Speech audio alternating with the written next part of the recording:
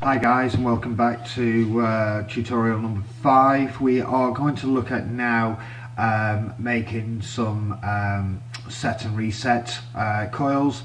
The important thing to note at the moment is we did a simulation in the last video, and the system went back into read mode, so you must go back into write mode. Okay, which is this. So we'll click the write mode and you can select that from edit. Okay, there is also the button here, so you've got read mode and write mode. So just make sure you are in the write mode. You'll see it's got a little pencil there. So we'll add our symbol in. I'll just show you what happens if we don't. If we're in read mode and you click for an open contact, it comes up with a find. So it says, you know, you are now looking for something as opposed to writing something. You can also access this if you hit Control F, and if you press Control F you will get this up, and it says you can select what it is that you want to find, start from the top or the bottom, find options, your digits or multiple words, etc., and then just find next. Once it's found it, it highlights it in blue, and the find is complete because there's nothing else there. If I put in let's put in another one there. Oops, I need to write. I've done it myself, you see. I now need to go into write mode. If I put in a second X1 there, okay, and exit that and F for it. If I now go Control F and I say find X1, find the next, and it's highlighted it in blue there. If I then click find next, it's highlighted it again, and if I do it a third time, it said there's no more, find is complete. So that's just a little editor.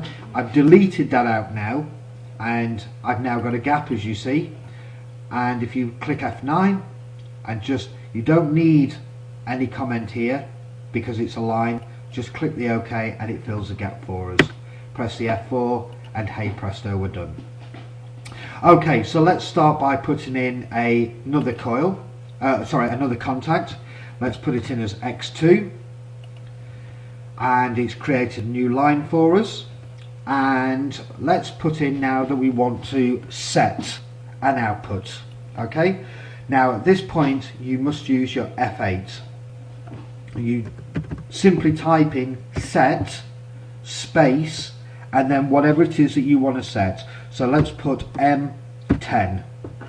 Click the OK, and you notice now that we've got a set coil.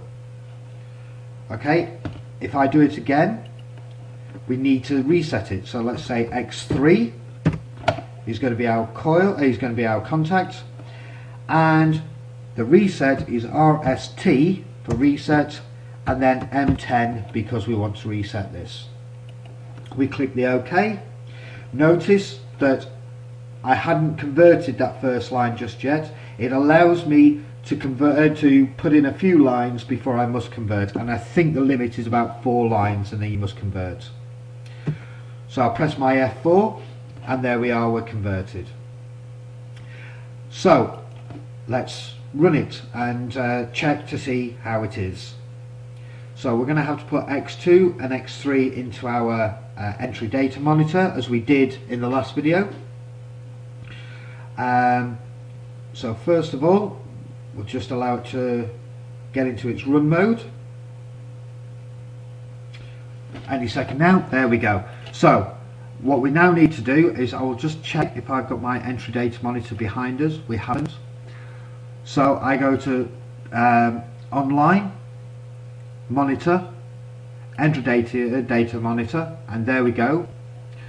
We've got X1 and X2 in there already. We need X3, so I'm going to put in X3, register that one, and we need M0. Oh, we've already got M0. That's all right. We got M10 we need, so I must register M10 for our flag. Okay, so we cancel that. Just put that onto let's just reduce this a little bit, start the monitor onto that, and any second, there we go, we've got our values coming up. So let's just move these pages a little bit so we can see what we're doing. So X2, when we hit X2, we want M10 to be set. If you notice at the moment, it's highlighted on the reset as M10 here on the reset. That's because we are set at 0, so therefore it has to have been reset. So let's first of all, let's go to X2, let's force it on.